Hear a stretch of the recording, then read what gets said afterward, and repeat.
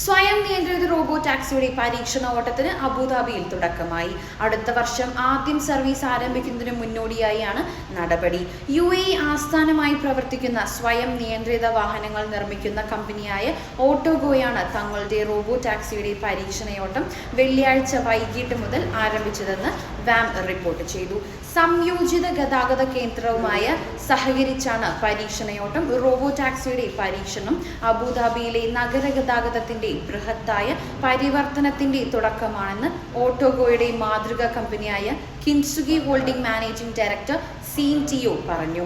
Road സുരക്ഷ വർദ്ധിപ്പിക്കുക, സുസ്ഥിര ഗതാഗതം കൈവരിക്കുക എന്നീ 2 ലക്ഷ്യങ്ങളാണ് റോബോ ടാക്സികൾ മുന്നോട്ട് വയ്ക്കുന്നതെന്ന് പൊതുനിരത്തുകളിലെ അതത് സാഹചര്യങ്ങളുമായി വാഹനം എങ്ങനെ പെരുമാറുന്നു എന്നതടക്കമുള്ള കാര്യങ്ങൾ പരിശോധിക്കുന്ന പരീക്ഷണയോട്ടം ചൈനീസ് ടെക് അധികാരിയായ ബൈഡുവിന്റെ സഹസ്ഥാപനമായ അപ്പോളോഗോയുമായി സഹകരിച്ചാണ് ഓട്ടോഗോ നടത്തുന്നത്.